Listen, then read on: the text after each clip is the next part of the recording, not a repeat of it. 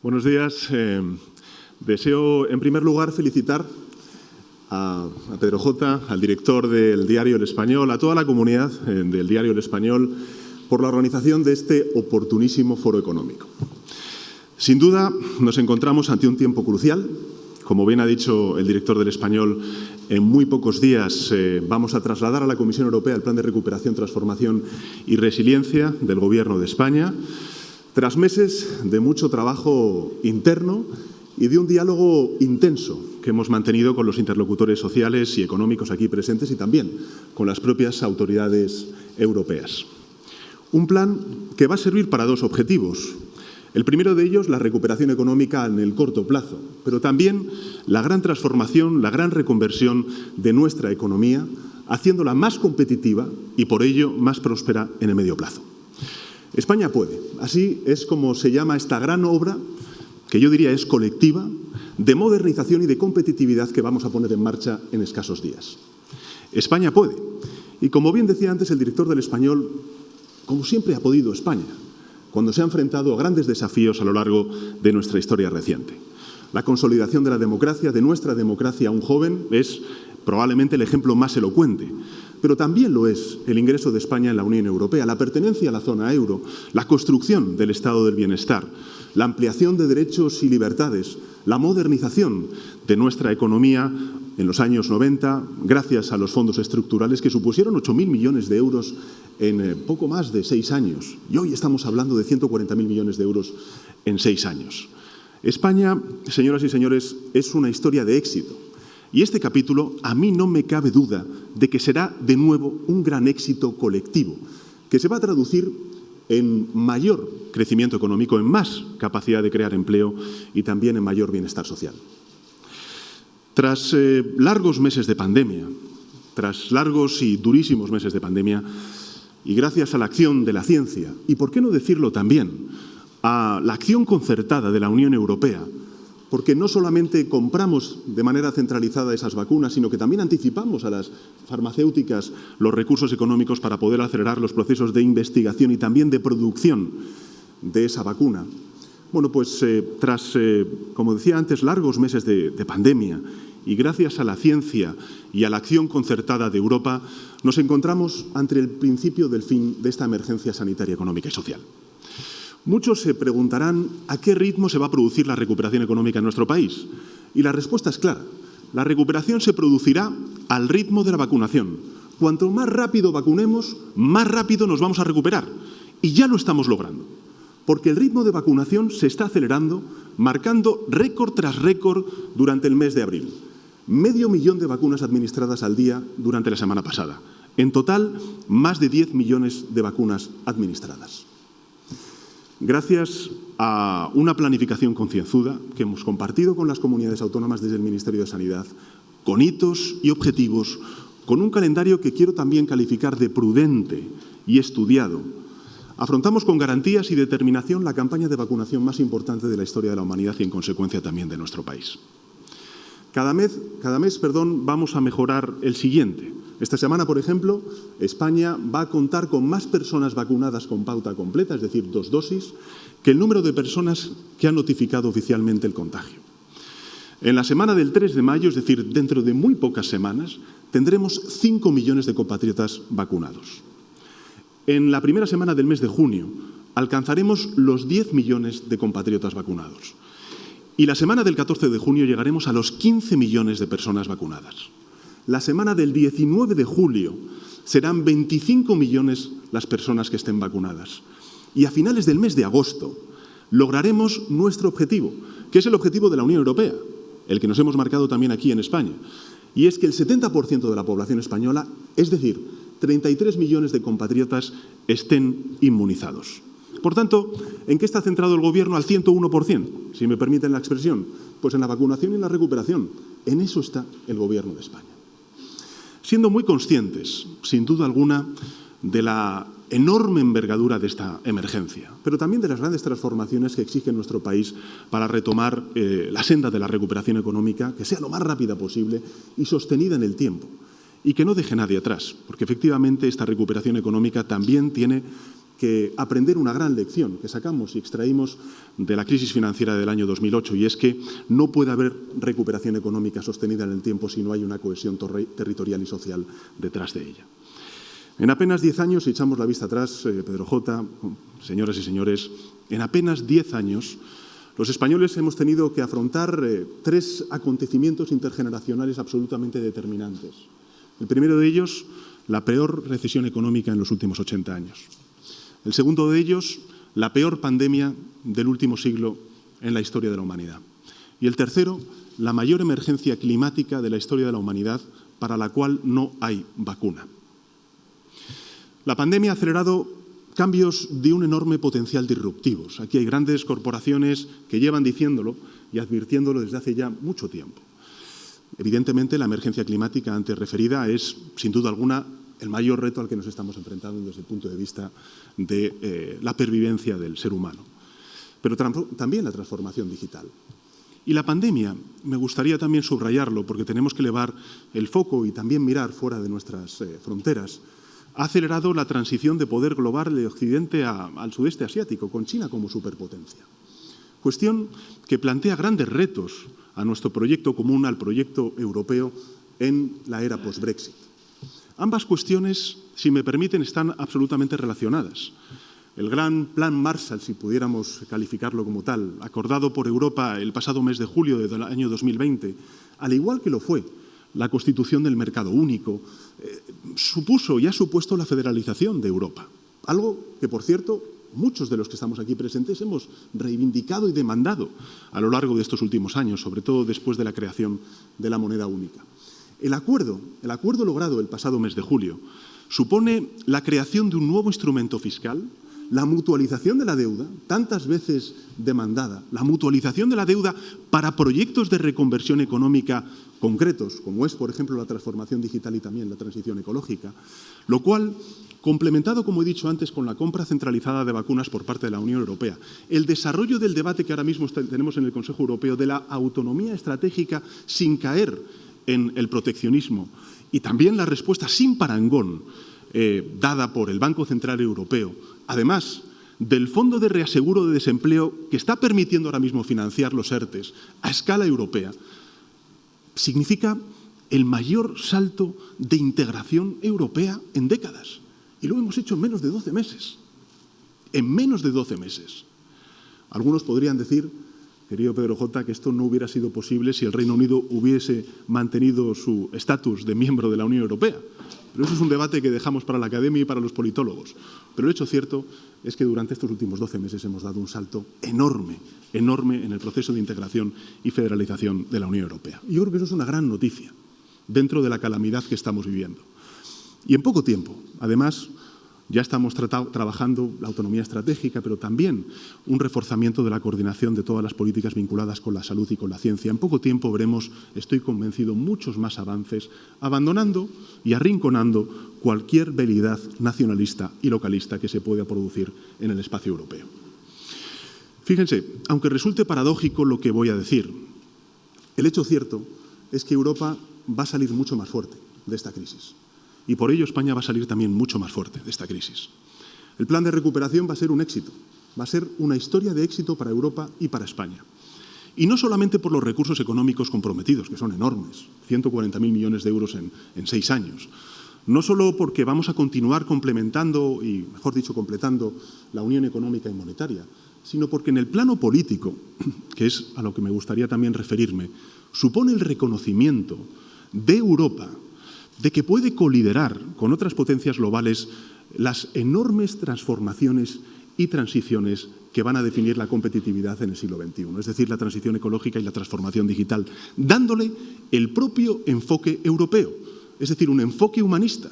De hecho, el Gobierno ha adelantado algunos de estos aspectos cuando, en información pública y gracias además al asesoramiento de expertos científicos, estamos impulsando lo que es una Carta de Derechos Digitales, precisamente para salvaguardar los derechos en el mundo online. Por tanto, quiero decirles que, con toda rigurosidad, soy absolutamente optimista sobre el futuro de Europa y de España. Nos hemos visto sometidos, como bien comentaba el director del Español, a una prueba terrible, terrible. y hemos desplegado en un tiempo récord una agenda de resistencia y también de transformación inédita en Europa y en España. En nuestro país hemos desplegado medidas para resistir, para avanzar, para recuperar nuestra economía sin dejar a nadie atrás. En total, España ha respondido con medidas que superan el 20% del Producto Interior Bruto de nuestro país, en línea con los grandes países de nuestro entorno. Esto es 140.000 millones de euros en programas de avales públicos, 40.800 millones de euros en ayudas directas al pago de salarios, cotizaciones a los trabajadores en ERTE o los trabajadores autónomos. Y en este caso, aprovechando que están los sindicatos y también los empresarios, los agentes sociales, en definitiva, quiero de nuevo reconocer el esfuerzo que han hecho por la concertación social, por el diálogo social, en definitiva, por el acuerdo social. Pero siguiendo con los recursos económicos desplegados a lo largo de estos largos meses de pandemia, hemos transferido también a las comunidades autónomas 26.000 millones de euros para fortalecer aquello que es competencia de las comunidades autónomas, nuestra sanidad, nuestra educación, la atención a nuestros mayores y 4.800 millones de euros en moratorias fiscales. Mantener el máximo nivel de actividad, proteger a los más vulnerables ha sido la prioridad del Gobierno de España y de todas las instituciones en España y también en Europa en todo momento. Y gracias a esta respuesta, en coordinación con una nueva política fiscal y monetaria a nivel europeo, como antes decía, pues hemos protegido a España, evitando una situación potencialmente catastrófica para hoy poder hacerla avanzar. Y junto a ello, la pandemia ha puesto a prueba también nuestra arquitectura institucional, a todos los niveles. En el plano europeo, evidentemente, intensificando nuestras labores de coordinación. Como he dicho antes, la compra centralizada de vacunas. ¿A dónde va un Länder o una autonomía solas, compitiendo con países de miles de millones de personas a la hora de acceder a una vacuna? Mejor juntos, mejor unidos. También con el certificado de vacunación europeo, donde España y otros países estamos liderando el debate en el Consejo Europeo. Y en el plano nacional, con la puesta en marcha de ese término, la cogobernanza, con el estado de alarma, que es un instrumento constitucional que ha servido para frenar la curva de contagios, y también, sin duda alguna, los acuerdos con los agentes sociales a los cuales antes me he referido. Sin duda, en fin, lo sabemos, el endurecimiento de las restricciones sanitarias durante la tercera ola, que empezó a principios de este año, pues ha tenido un impacto en los indicadores económicos del primer trimestre. Y por eso el Gobierno de España la semana pasada revisó a la baja su previsión de crecimiento económico para el año 2021, dejándolo en el 6,5% del PIB. Nuestra política económica siempre ha sido prudente. Somos conscientes de que la mejor política fiscal pues es el plan de vacunación. Y sin embargo, junto con las graves amenazas y dificultades que todavía persisten, es evidente que tenemos también algunos elementos positivos que creo que es importante también subrayar. Este mes de marzo, conforme han ido reactivándose la actividad económica y, por tanto, levantándose las restricciones a la movilidad, la Seguridad Social sumó 70.790 trabajadores mientras el paro descendía al mayor ritmo desde el año 2015, situándonos de nuevo por debajo de la barrera de los 4 millones de trabajadores y la reactivación de trabajadores en ERTE pues está acelerando significativamente. Por tanto, el horizonte es claro. Tras la fuerte contracción del año 2020, España va a ser uno de los países desarrollados que más crezcan en el año 2021 y el año 2022. Estas previsiones de crecimiento están en línea con las previsiones de otros organismos internacionales, como el Fondo Monetario Internacional, que esta semana precisamente revisaba al alza el crecimiento del PIB en el año 2021 hasta el 6,4%. Esto nos colocaría, junto con la economía estadounidense, en el país occidental que más crecerá este año. Y para el año 2022 se augura un crecimiento del 4,7%, claramente por encima de la eurozona y también del conjunto de las economías desarrolladas. El Banco de España también se mueve en rangos similares, previendo un crecimiento para el año 2021 que se va a situar en torno al 6% en el escenario central. Lo que quiero decir con esto es que, sin duda, las medidas de protección nos han servido para resistir. Pero ahora llega el momento de avanzar. Y por ello, me gustaría anunciarles que mañana en el Consejo de Ministros analizaremos el Plan de Recuperación, Transformación y Resiliencia en la comisión constituida para ello. Y al día siguiente presentaré el plan al Congreso de los Diputados y Diputadas. Y la aprobación final del plan se llevará al Consejo de Ministros en unos pocos días, previo a su remisión a Bruselas antes de la fecha tope del 30 de abril. Como he dicho, no queremos solo recuperar nuestros niveles de crecimiento previos a la pandemia. Queremos crecer más fuertes, ser más competitivos, crear más empleo y tener un crecimiento que sea sostenible en un triple plano, que es el fiscal, el social y el medioambiental. El enorme shock vivido supone un revulsivo. Ha supuesto pues poner de manifiesto las fortalezas, pero también las debilidades de nuestra economía española y, por tanto, acelerar la necesidad de abordar las transformaciones muchas veces aplazadas en el debate político. Si el reto es extraordinario, también son los recursos con los que vamos a contar a lo largo de los próximos 6 años. Como saben, España va a contar con la oportunidad histórica de recibir 140.000 millones de euros en transferencias y en créditos en el periodo 2021-2026, además de los instrumentos previstos en el marco financiero plurianual que vamos a poner en marcha o que ya estamos poniendo en marcha. Y para dirigir la gestión de estos fondos extraordinarios, el Gobierno de España ha diseñado un plan de recuperación, transformación y resiliencia que venimos elaborando con la Comisión Europea y que vamos a presentar, como he dicho antes, en los próximos días. Y por su enorme alcance, a mí me parece fundamental de subrayar y definir esta iniciativa como la más importante en la historia reciente de nuestra economía. Por eso voy a comparecer en el Congreso de los Diputados a petición propia este próximo miércoles para dar a conocer en detalle las líneas principales del plan a las fuerzas políticas con representación parlamentaria. Porque, llegado el momento de iniciar su ejecución, es imprescindible la comunicación y el conocimiento del plan a todos los niveles de la sociedad española. Instituciones, grandes agentes económicos, sociales, empresarios, investigadores, emprendedores, también medios de comunicación, y por eso agradecemos y mucho la celebración de estos encuentros, de este diálogo entre el sector privado, el sector público, en el marco de este Wake Up Spain al que antes ha hecho referencia el director del Español. El plan, como saben ustedes, se vertebra en 3 niveles de profundidad. El primero de ellos son 4 ejes de transformación horizontales que van a impregnar todas las reformas, todos los proyectos que pongamos en marcha.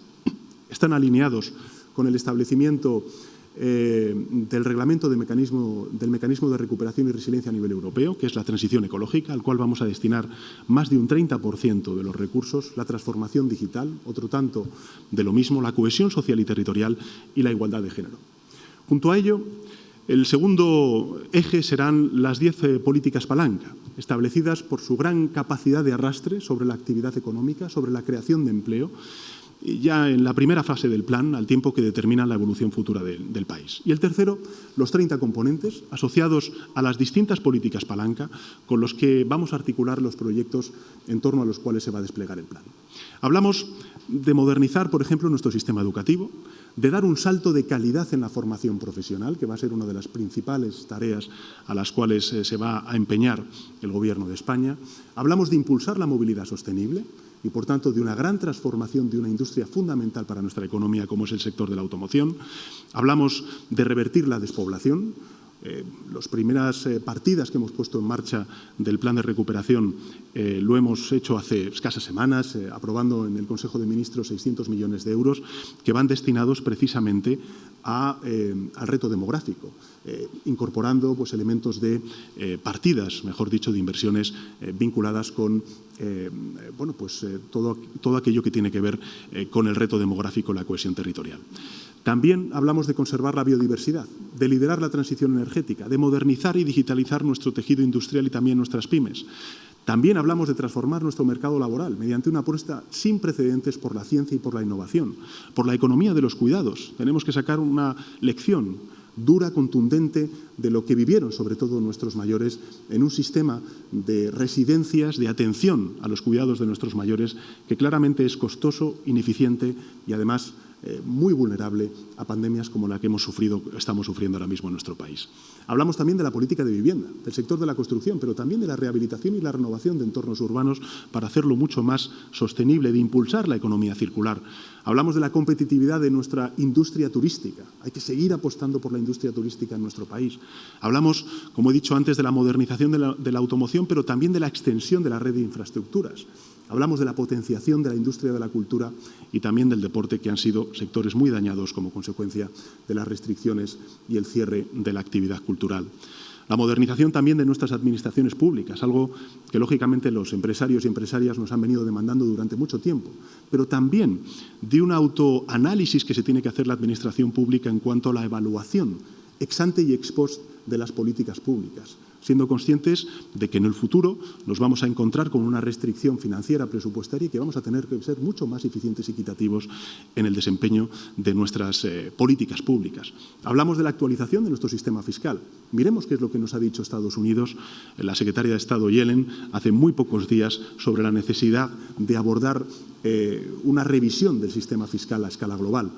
Y hablamos también, lógicamente, de la sostenibilidad de nuestro sistema público de pensiones y la adecuación de nuestra normativa laboral a la realidad del mercado de trabajo del mundo post-COVID. La ley, por ejemplo, de teletrabajo pionera en nuestro entorno, yo creo que es un elocuente camino, una elocuente prueba de lo que estoy ahora mismo diciendo. Y además de esta arquitectura en ejes, palancas y componentes, me gustaría también anunciarles que el plan recoge en total 212 medidas, de las cuales son 110 inversiones y 102 reformas.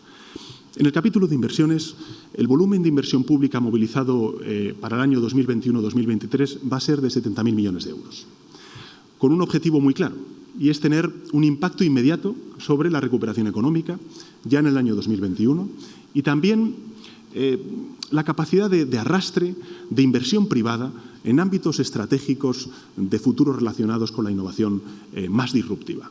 Queremos crear empresas, queremos crear más empleo, queremos que las empresas sean más grandes y queremos además que ese empleo tenga una mayor calidad. Y por eso les adelanto que esta inversión se va a centrar en programas tan relevantes como, por ejemplo, la modernización y competitividad del sector turístico, la hoja de ruta del 5G, el plan estratégico de formación profesional o la hoja de ruta del hidrógeno verde, por citar solo algunos.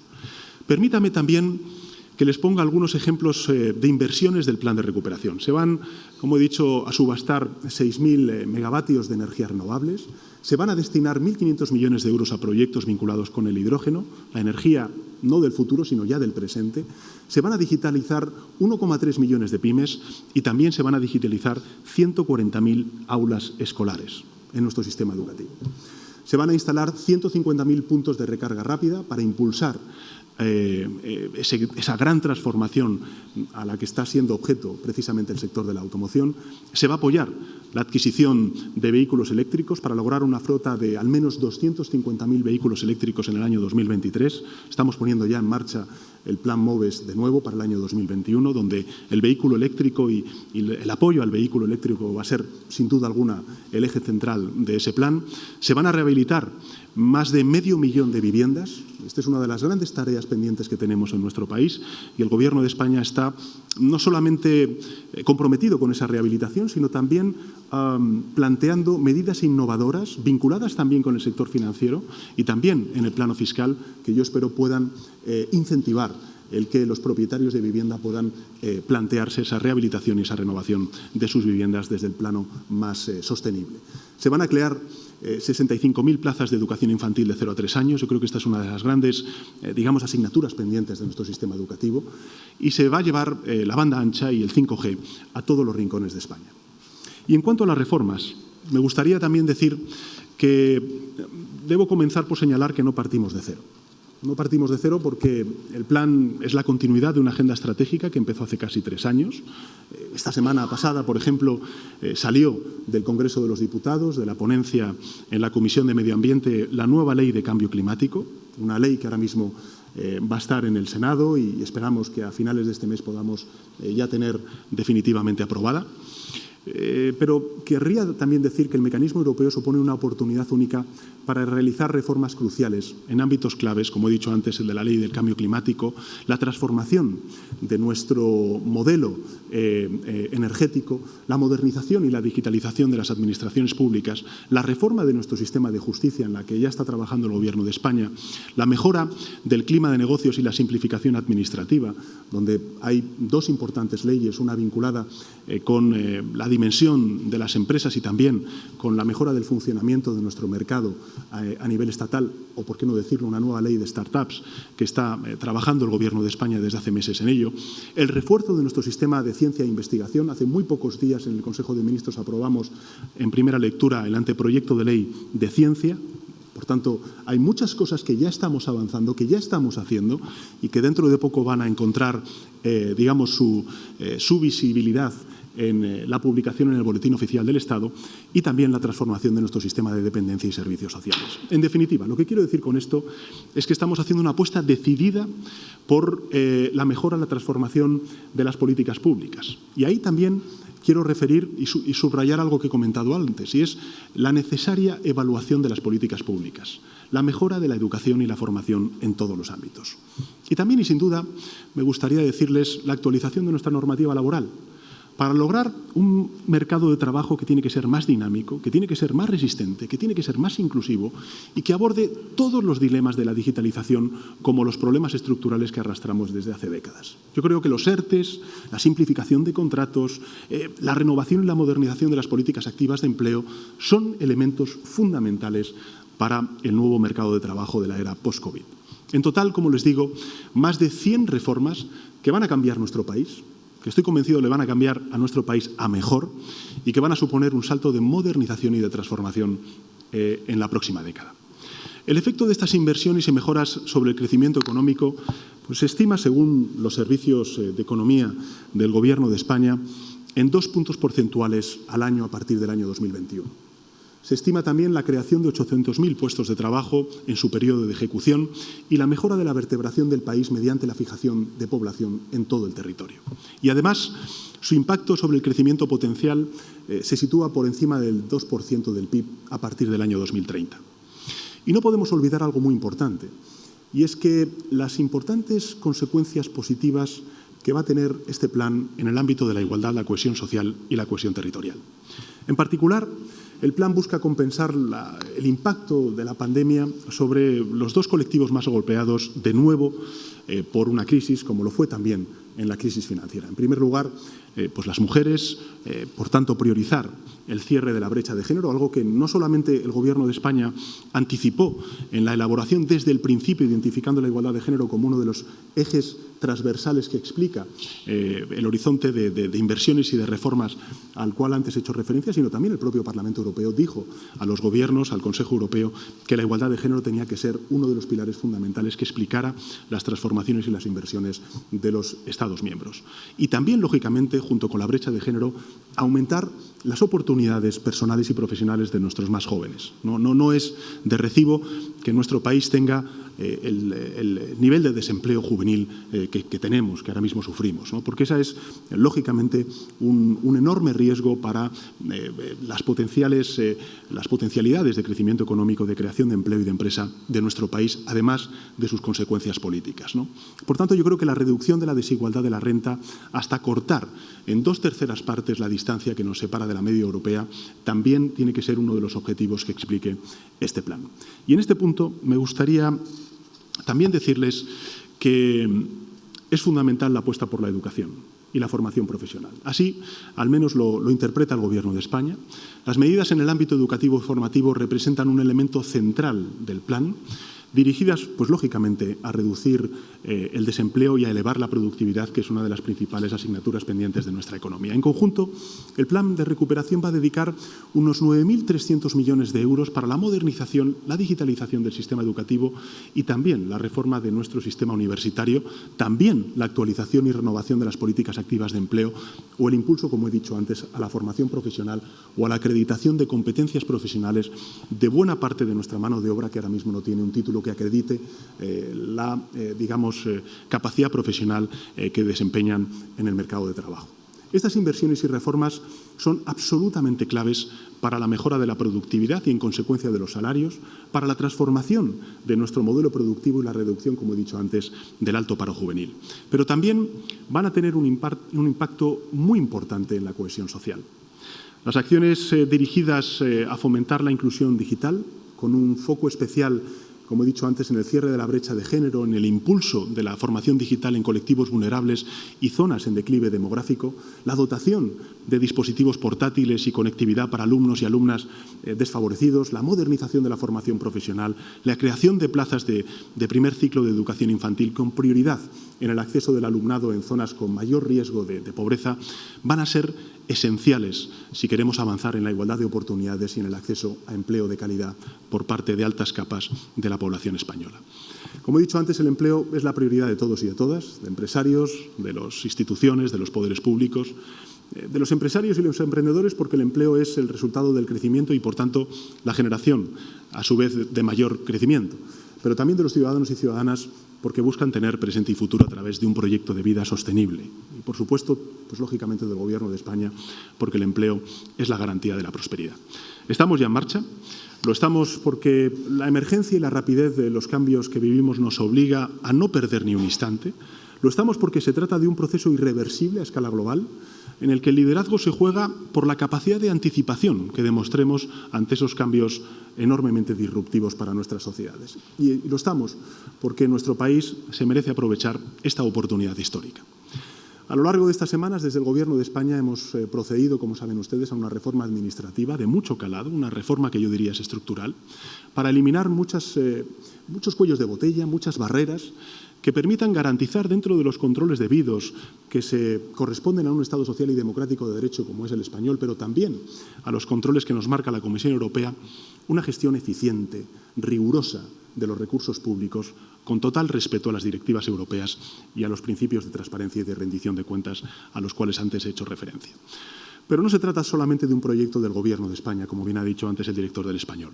Se trata de un proyecto de país, por y para España, que demanda la máxima implicación de los actores económicos, los agentes sociales, las instituciones públicas y de la máxima colaboración público-privada, una colaboración que tiene que ser ágil y excelente, que requiere emprendimiento, compromiso, innovación por parte de toda la sociedad, también hasta incluso en la instrumentación de herramientas para poder ponerlo en marcha. El ejemplo más claro, más evidente, es el anuncio que hemos hecho hace escasas semanas de un PERTE en el sector de la automoción, que es un ejemplo elocuente de cómo concebimos desde el Gobierno de España esa colaboración público-privada como proyectos tractores para la transformación de sectores tan importantes para el PIB y, por tanto, para el crecimiento económico de nuestro país. Bueno, contamos con 4 jornadas para debatir, acordar, proponer y, sobre todo, para abrir los ojos a la realidad del presente y despertar nuestra mirada de futuro. Hagámoslo desde la unidad, porque a todos y a todas nos une el deseo común de modernizar, de transformar nuestro país para convertirlo en un líder mundial en términos de progreso y bienestar. Podemos hacerlo y vamos a hacerlo. A mí no me cabe ninguna duda, porque España siempre ha podido y España podrá. Y como decía antes, esta será la historia de un gran éxito colectivo para Europa y para España, porque tenemos la capacidad, tenemos la visión de las cosas que tenemos que hacer, tenemos la voluntad y los recursos necesarios para conseguirlo. Así que vamos a hacerlo realidad y no quiero terminar sin agradecerle de nuevo a la comunidad del Español, a aquellos que estáis presentes, a aquellos otros que nos siguen por streaming y sin duda alguna también al director y a todo su equipo la enorme oportunidad que nos brinda con la celebración de este importante simposio. Muchísimas gracias por su atención, muchísimas gracias por su presencia.